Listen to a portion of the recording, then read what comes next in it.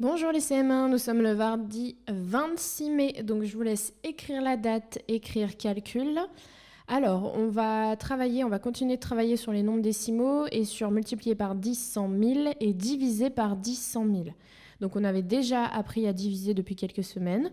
À multiplier par 10, multiplier par 100, multiplier par 1000 en décalant d'un rang vers la droite, comme je vous ai remis ici. Et maintenant, on va faire l'inverse, on va diviser, c'est-à-dire rendre 10 fois plus petit, 100 fois plus petit, 1000 fois plus petit. Donc, de la même manière qu'on décalait la virgule vers la droite pour multiplier par 10, pour diviser par 10, je décale la virgule d'un rang vers la gauche. Il s'agit de la même méthode. Donc je vous laisse ça affiché en haut. Je vous ai remis encore le tableau, mais maintenant je vous en parle même plus. Vous le connaissez par cœur. On va commencer par ce premier petit exercice, divise par 10. Donc la petite salamandre vous le dit, diviser un nombre décimal par 10, 100, etc. revient à décaler la virgule vers la gauche.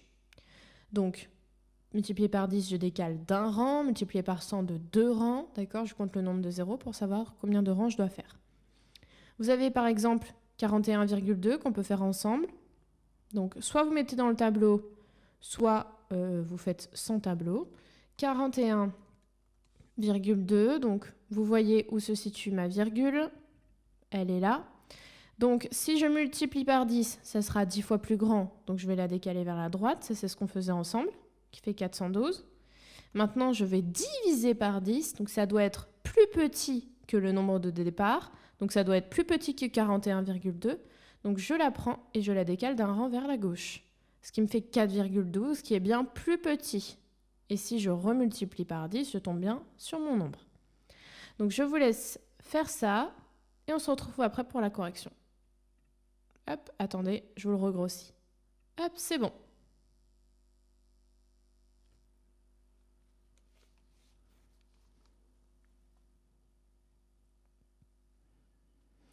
Alors, on va passer à la correction, je vais le remettre en plus petit. Donc, 41,2, on l'a fait ensemble. On a vu que ça donnait 10 fois plus petit. Je décale d'un rang vers la gauche, 4,12. On va passer au suivant, 612,7. Je décale d'un rang vers la gauche, puisque je divise par 10. Donc, je prends ma virgule et je la décale. 61,27, c'est bien plus petit que 612. Ensuite, j'ai 293,5. Je décale d'un rang vers la gauche, je divise par 10, ce qui me fait 29,35. Ensuite, j'ai 85,29 que je divise par 10, donc c'est 10 fois plus petit que 85, c'est 8,529. Ensuite, je vais faire une nouvelle zone pour faire la suite. Donc nous avons maintenant 30,4 que je divise par 10, qui sera plus petit, 10 fois plus petit que 30, c'est 3,04. 5,5 que je divise par 10, attention à celui-là. Quand je vais décaler ma virgule vers la gauche, regardez, elle va se retrouver ici. Le nombre 0,65 n'existe pas, donc je vais mettre un 0. 0,55, ça existe, d'accord ? 73,23. Je décale d'un rang vers la gauche, je divise par 10. 10 fois plus petit que 73, c'est 7,323. Et 0,7, attention à celui-là. Regardez où se situe la virgule. Je vais la décaler d'un rang vers la gauche, ce qui me fait le nombre 0,07, qui n'existe pas, d'accord ? Donc 0,07. Voilà pour cet exercice. On en fait un autre, alors là, avec des vraies choses, des prix. Quel est le prix de une bobine de fil si 10 bobines coûtent 15,10 €? Donc 10 bobines, hop, on va le noter. 10 bobines, ça coûte 15,10 €. Moi, j'en veux pas 10, j'en veux une seule. Donc, je vais devoir diviser par 10. D'accord ? À vous de me diviser ce prix par 10 pour me dire combien vaut une bobine. Même chose pour le tissu, même chose pour le bouton et même chose pour la machine à coudre. Je vous laisse mettre pause et on se retrouve après pour la correction.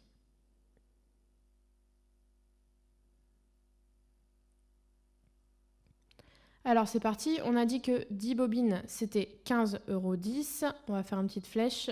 Si je divise pour avoir une bobine, donc je vais remettre 15,10 € et je vais diviser le prix par 10, donc ce sera 10 fois moins cher puisque j'en prends qu'une. Hop, je décale ma virgule vers la gauche, ça me fait 1,510 €. Donc 510 centimes, ça n'existe pas, 1,51 €. D'accord, mais si vous avez le 1000 zéros, c'est pas un souci. Ensuite, on va s'occuper du tissu. Donc, 100 mètres. 100 mètres de tissu, ça coûte 1950 €. C'est super cher, hein, vous avez vu. Moi, je veux un seul mètre de tissu. Donc, je vais diviser ça par, regardez, 100 mètres, c'est 1950 €. Moi, je veux 1 mètre, c'est 100 fois moins. Donc, je vais diviser par 100. Je remets mon prix, 1950,0. Et je vais diviser par 100. Donc, je vais décaler de 2 rangs vers la gauche. Je décale d'un rang. Je décale de 2 rangs. Ce qui me fait 19,5 000. Donc, je vais enlever les zéros en trop. 19,50 €. C'est bien 100 fois moins cher. D'accord? Je ne peux pas trouver du tissu. Un seul mètre, ça ne peut pas être plus cher que 100 mètres. Okay, un bouton. Donc, je sais que 1000 boutons, ça fait beaucoup de boutons, hein. 1000 boutons, c'est 120 €. Moi, je voudrais acheter un seul bouton. Là, j'avais pas mis un égal. Hop. Un seul bouton. Donc, ce sera 1000 fois moins cher, parce que 1000 boutons, c'est 120 €. Un bouton, c'est 100 fois moins cher. Donc, je vais réécrire 120 €. Donc, 120 €, c'est la même chose que 120,00 €. D'accord? Pour retrouver où se trouve ma virgule. Et je vais diviser ça par 1000. Donc, je vais décaler de 3 rangs, parce qu'il y a 3 zéros. Donc, je décale de 3 rangs. C'est parti, je décale d'un rang, de 2 rangs, de 3 rangs. Et le chiffre virgule 12 000 n'existe pas. Donc, je vais mettre 0,12 000. Je vais enlever tous ces zéros qui ne servent à rien. Ça me fait 12 centimes pour le bouton. Ça paraît correct pour le prix d'un bouton. Enfin, une machine à coudre, donc 10 machines. Ça coûte 5 678,50 €. Donc, je voudrais avoir le prix pour une machine. Donc, c'est 10 fois moins cher. D'accord? Puisque 10, c'est 5000. Moi, j'en veux qu'une. Donc, je vais diviser par 10. Je réécris 5 678,50 € et je vais diviser ça par 10. Donc, je vais décaler d'un rang vers la gauche. C'est parti, on y va. Hop, 576,850. Ce zéro, il ne sert à rien parce que les centimes, ça n'existe pas, 850 centimes. Donc, 85 centimes. 576,85 €. Ça paraît correct pour le prix d'une seule machine. C'est moins cher que 10 machines. Donc, c'est bon. On en fait un autre, l'avant-dernier. Donc, recopie et complète. L'exemple, 6,75 est 10 fois plus petit que 67,5. Comment je le sais? Déjà, si je divise 67,5 par 10, si je décale d'un rang sa virgule, j'ai bien 6,75. Donc, à vous de me dire par combien j'ai divisé les nombres qui sont à gauche pour obtenir les nombres qui sont à droite. 16,5, je l'ai divisé par combien pour obtenir 1,65. Autrement dit, j'ai décalé sa virgule de combien pour arriver à ce nombre-là. Donc, je vous laisse réfléchir et on passe après à la correction.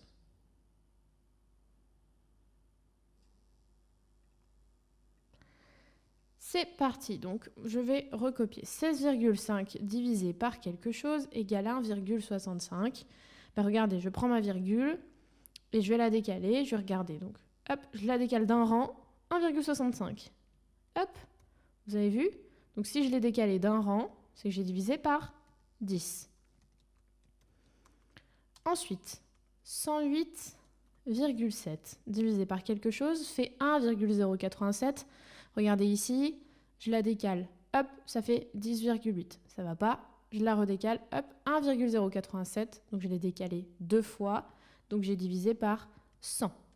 1,087. Ensuite, 0,5 divisé par quelque chose égale 0,05. Alors, je vais la décaler une fois, j'obtiens 0,05. Regardez, je vous le fais ici. Vous êtes là. Donc 0,5, je prends ma virgule, je vais la décaler d'un rang. Hop, je la mets là. Je vous ai dit que le nombre 0,05 n'existe pas, c'est 0,05. Et hop, c'est ce qu'on obtient. Donc on a décalé combien de fois? On a décalé une seule fois. Donc on a divisé par 10, égale 0,05. Ensuite, on va continuer. On va prendre les nombres de droite. 37,5 divisé par quelque chose, ça fait 0,375. Donc je vais décaler une fois. Ça me fait 3,75, ça ne va pas. Je vais décaler deux fois, ça me fait 0,375. Donc si je décale deux fois, j'ai divisé par 100. 0,375. 46,4 divisé par quelque chose égale 4,64. Donc là, on le voit tout de suite, j'ai décalé d'un rang vers la gauche, donc j'ai divisé par 10. Et le dernier, 1,9 divisé par quelque chose égale 0,19. Là, regardez, je vais vous le faire en bas. Si je la décale, je divise par 10. Je décale d'un rang vers la gauche, ça me fait 0,19 qui n'existe pas, donc 0,19. Et c'est bien ce qu'on m'avait demandé. Donc, j'ai décalé une fois, donc j'ai divisé par 10, 0,19. Voilà pour cet exercice. On passe à un dernier exercice qui est de difficulté un petit peu plus élevée. Donc c'est normal si vous réfléchissez un petit peu plus longtemps. On va le lire ensemble et je vais vous expliquer. L'A330, donc l'avion qui est ici, d'accord, de chez Airbus, a effectué son premier vol en 1995. Les dimensions de cet appareil sont les suivantes. Longueur 58,8, donc c'est de là jusqu'au nez de l'avion. L'envergure, 60,3 mètres, c'est-à-dire entre l'aile ici et l'aile de l'autre côté. D'accord? On pourrait dire sa largeur. 60,3 mètres. Et sa hauteur, ça vous savez ce que c'est, 17,4 mètres. Quelles seraient les dimensions d'une maquette, vous savez ce qu'est une maquette, 100 fois plus petite. D'accord? On ne peut pas refaire cet avion en maquette, ce serait beaucoup trop énorme. Donc on va la refaire 100 fois plus petite. Mais du coup, c'est plus 58,8 mètres. C'est 100 fois plus petit que ça. Et c'est 100 fois plus petit que 60,3, 100 fois plus petit que 17,4. À vous de me dire quelles seraient ces dimensions. Vous allez trouver là des dimensions en mètres. Et ensuite, je vais vous demander aussi de les convertir en millimètres. D'accord? Donc, je vous laisse chercher. Et on se retrouve après pour la correction.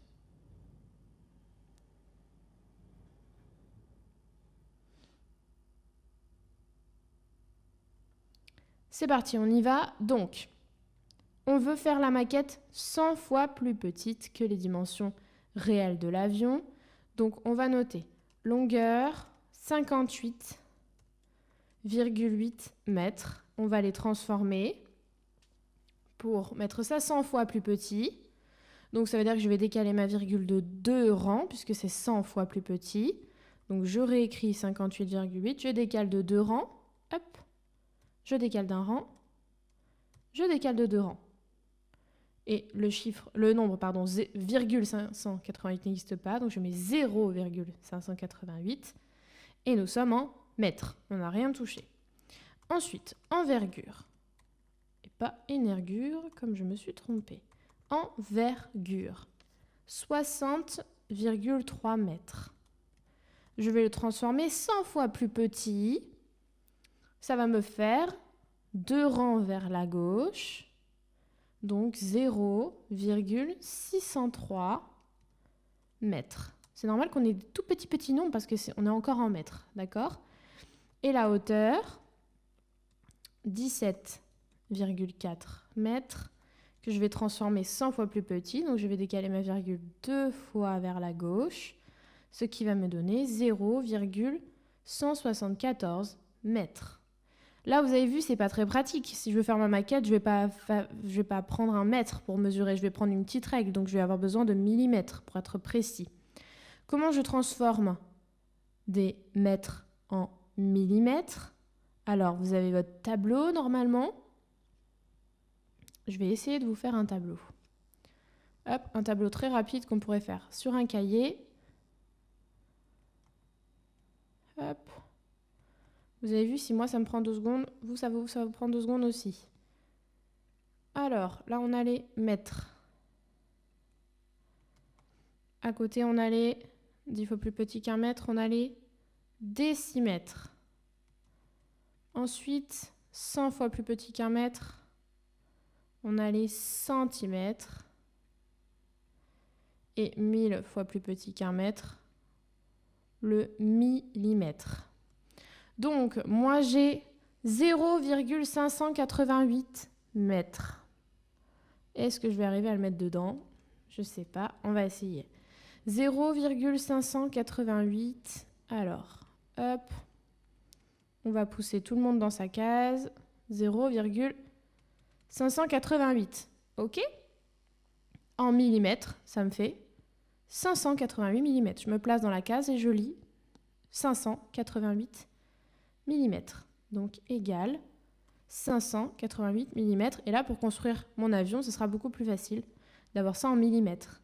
Même chose pour l'envergure. 0,603. Donc, ça me fait 603 mm. Et enfin, vous avez compris, c'est la même chose pour celui-ci. Ça fait 174 mm. Comment je le sais sans mettre dans le tableau? Vous avez bien vu qu'à chaque fois, on a enlevé le 0, d'accord? On a multiplié par 1000. D'accord? Puisque c'est 1000 fois plus petit. Le millimètre, c'est 1000 fois plus petit qu'un mètre. OK? Alors ça, c'était un petit peu plus compliqué, mais c'est ce qu'il y a. Après, quand on a bien compris, c'est pas très compliqué. On va changer, on arrête les maths. On va passer sur l'anglais. Donc, vous avez vu, on a la nouvelle série avec Twinny et Twiki, il me semble. Vous allez, même chose, aller regarder la petite vidéo que je vous ai mis dans la barre de description de cette vidéo YouTube. Et on revient ensuite ensemble pour voir les mots de vocabulaire qu'il faut retenir, sachant que c'est le minimum à retenir, mais que vous pouvez retenir bien plus de choses que ça. Et ce qui m'intéresse aussi, c'est que vous soyez bien concentrés pour essayer de comprendre tout ce qu'ils disent en anglais. Voilà. Donc je te laisse aller regarder la vidéo et ensuite tu reviens et on voit le vocabulaire ensemble.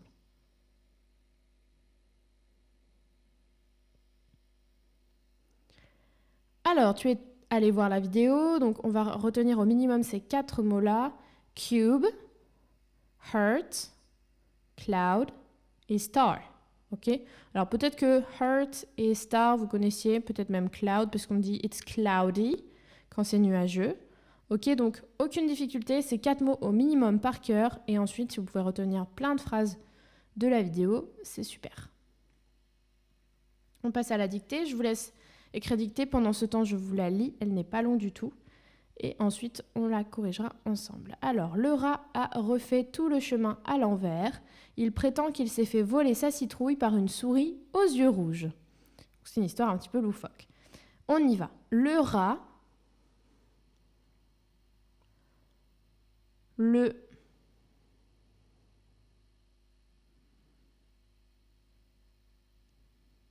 rat a refait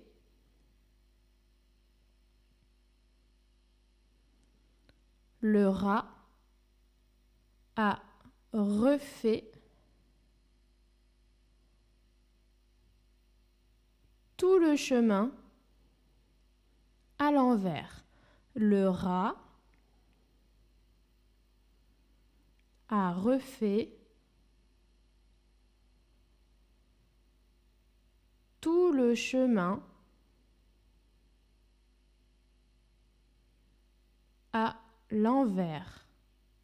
Point. Le rat a refait tout le chemin à l'envers. Point. Il prétend. Il prétend qu'il s'est fait voler. Il prétend qu'il s'est fait voler. Sa citrouille.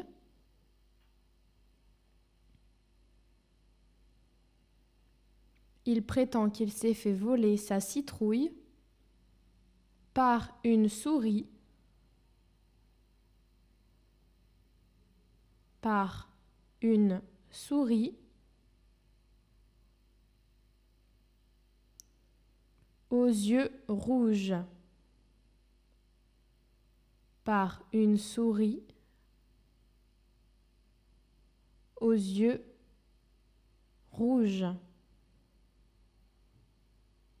Point final. Je la relis en entier. Le rat a refait tout le chemin à l'envers. Point. Il prétend qu'il s'est fait voler sa citrouille par une souris aux yeux rouges. Point.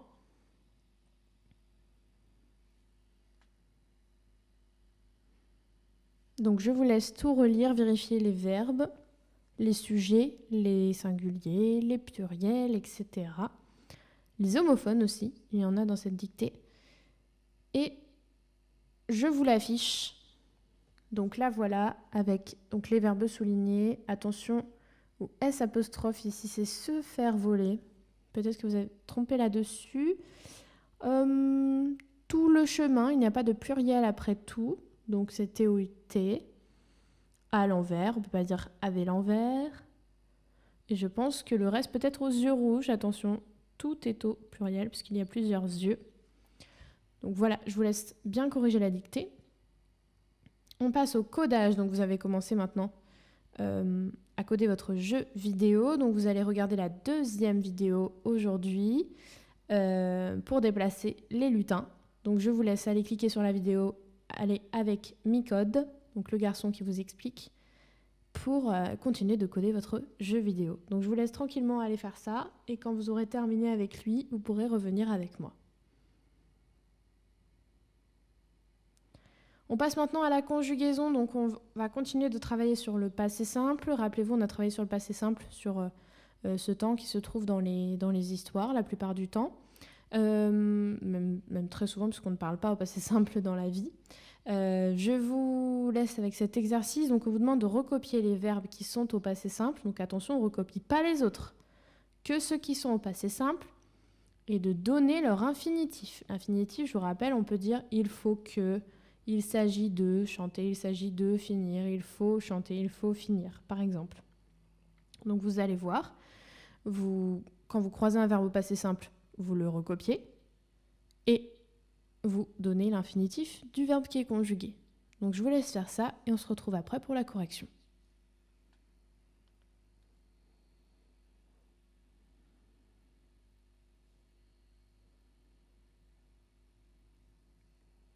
Alors, c'est parti. Moi, je vais le mettre en un peu plus petit pour pouvoir écrire à côté.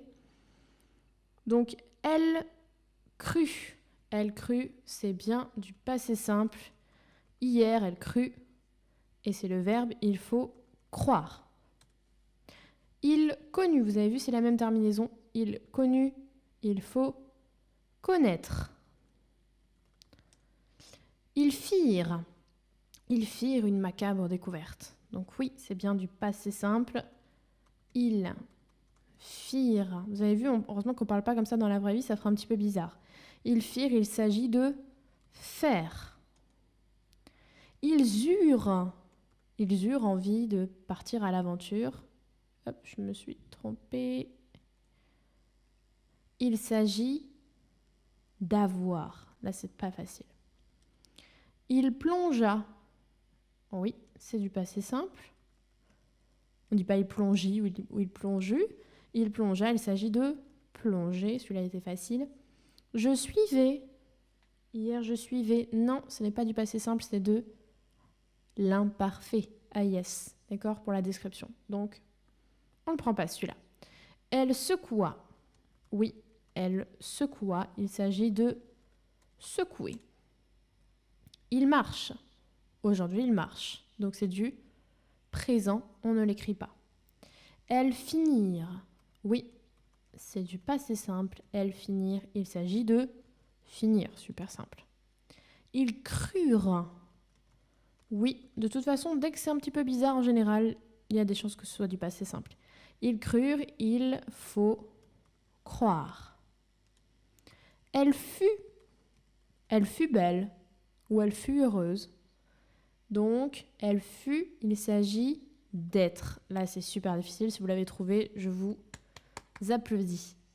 Ils entendirent. Oui, c'est du passé simple. Ils entendirent. Ils entendirent, il s'agit d'entendre. Elles mirent.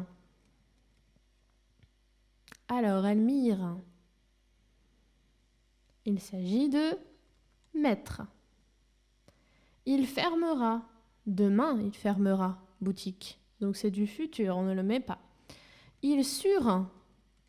Il s'agit de savoir. Celui-là aussi, il n'était pas facile. Le passé simple, c'est pas très très facile. C'est pour ça qu'on fait que les troisièmes personnes.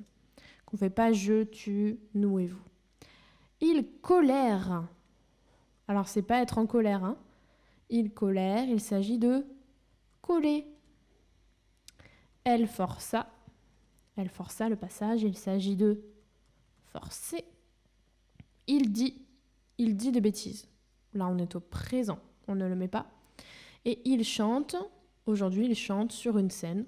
On est au présent, on ne le met pas. Donc voilà la correction. Vous avez vu, c'est des mots, des verbes qui sont un petit peu bizarres à lire comme ça, mais quand on les trouve dans une histoire, ça marche très très bien. On en fait un autre, donc même chose, sauf que cette fois c'est dans un petit texte narratif, d'accord, qui raconte quelque chose. Donc même chose, quand vous tombez sur un verbe, vous regardez s'il est au passé simple. Donc là c'est une histoire, vous allez sûrement en trouver. Et vous mettez l'infinitif de la même façon. Donc je vous laisse faire ça, et après on passe à la correction.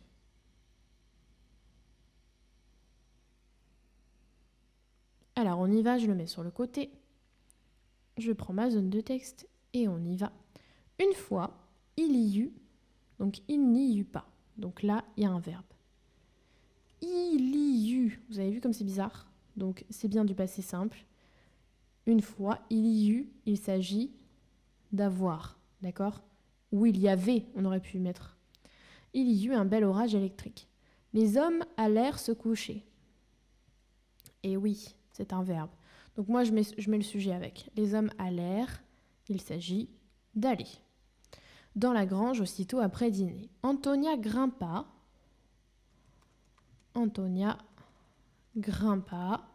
Donc il s'agit de grimper. Sur le toit pour regarder les nuages. Le tonnerre faisait... Alors est-ce que c'est un verbe au passé simple ça? Et non, c'est un verbe à l'imparfait, d'accord? Et en plus c'est une description. Le tonnerre faisait des roulements métalliques et les éclairs surgissaient. Même chose, pas assez simple, on l'a vu ça, A-I-E-N-T. Tracer des grands zigzags à travers le ciel. Même chose, c'est de l'imparfait, on est en train de nous décrire ce que fait le tonnerre. Donc c'est pas du passé simple, c'est pas une action. Un nuage noir dériva. Un nuage noir dériva, il s'agit de dériver. Entra. Même chose, il entra, action, il s'agit d'entrer. Et avança vers l'ouest. Donc avança, il s'agit d'avancer. Vous avez vu, c'était pas très compliqué. On avait 1, 2, 3, 4, 5, 6. D'accord? Et il faut bien faire attention à ne pas prendre ceux à l'imparfait qui sont pour plutôt la description. Alors, on va passer à la science. Vous allez prendre votre cahier de sciences. Alors, normalement, j'espère que vous avez bien arrosé vos plantes pendant que nous étions en week-end prolongé, puisque sinon, sans eau, elles ont dû avoir un petit peu chaud et un petit peu soif. Donc j'espère que vous m'avez bien envoyé. On va sur Classroom, je vous mettrai, ou il y a peut-être déjà en ligne quand vous regardez cette vidéo, toutes les photos de vos pots à vous, de vos pots témoins et de vos pots tests, de ceux que j'aurai reçus, d'accord, que je vous ai demandé de m'envoyer hier. Donc je vais mettre toutes les photos pour que vous puissiez voir que personne n'a le même résultat forcément, parce que chaque plante est unique. Et que vous puissiez voir un petit peu ce qui a poussé, pas poussé, puisque vous n'avez fait qu'une expérimentation, alors qu'il y en a 3. Donc pour qu'on voit si tous ensemble, on a fait toutes les expérimentations possibles. On va continuer de travailler dessus, donc vous allez faire la dernière observation aujourd'hui, le dernier dessin, le dernier ce que j'observe et la dernière taille. Bien entendu, après, vous ne laissez pas mourir votre plante, vous faites ce que vous voulez, mais je vous conseille de la laisser grandir un petit peu encore pour voir ce qui se passe. Je vous demanderai ensuite d'aller voir la petite vidéo. Donc, vous faites votre tableau. Ensuite, vous allez voir cette petite vidéo qui est dans la barre de description. Et ensuite, vous revenez avec moi. OK ?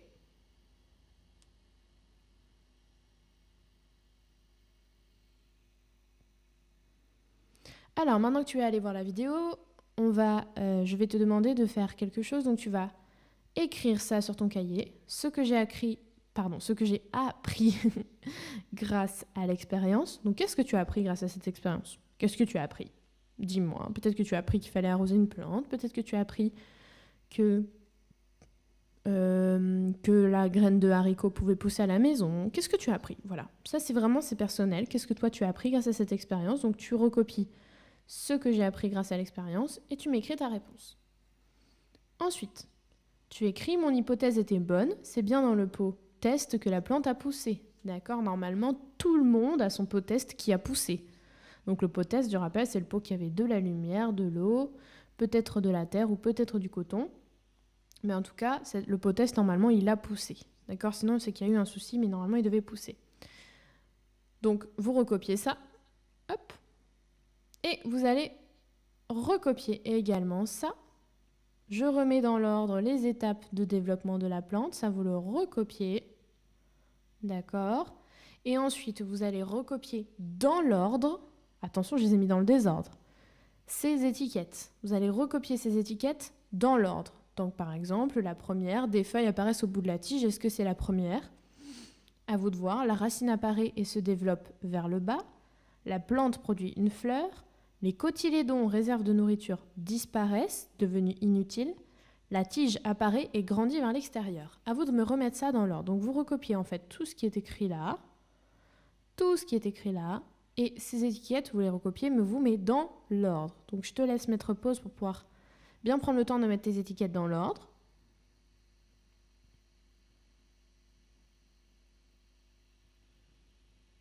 Donc, plutôt que de recopier les étiquettes, encore une fois pour la correction, voilà notre bilan. Donc, tu vas écrire bilan et tu vas écrire tout ça. Comment grandit une plante ? La croissance, la racine pousse la première. C'est ce que vous avez tous observé. Regardez, c'est le petit schéma ici. Vers le bas, et ça grandit car les plantes puisent dans la terre. Donc, nous, c'était du coton, mais ça fonctionne. De l'eau et de la nourriture grâce à ses racines. D'accord ? Donc, ça a tous fait ça chez vous. Il y a un petit truc, là, une petite racine qui est sortie. Ensuite, la tige grandit vers l'extérieur. Vous avez vu, elle pousse et elle a envie de sortir. OK ? Et l'enveloppe de la graine tombe. Elle s'est retrouvée toute nue, votre graine. Troisièmement, au bout de la tige poussent des feuilles. Je pense que vous avez tous eu des feuilles, ou pas encore, mais ça va arriver. Mais normalement, là, vous avez tous eu des feuilles. Au fur et à mesure que la plante grandit, les cotylédons, donc c'est ce qu'on appelait le haricot, hein, d'accord, les réserves, l'intérieur ici, diminuent. D'accord ? Parce que la plante, elle mange dedans, elle puise dedans. À partir de ce moment, ce sont les racines qui fournissent toute la nourriture. D'accord ? Les racines qui sont bien ancrées dans le sol, c'est elles, maintenant, qui vont puiser de la nourriture, ça ne prend plus dans la graine. La plante va ensuite produire une fleur, qui est son organe de reproduction et qui lui permettra de se reproduire. D'accord ? Donc c'est une petite fleur qui va permettre de pouvoir faire encore plus de haricots, et encore des haricots, et encore des haricots, toujours plus de haricots. D'accord ?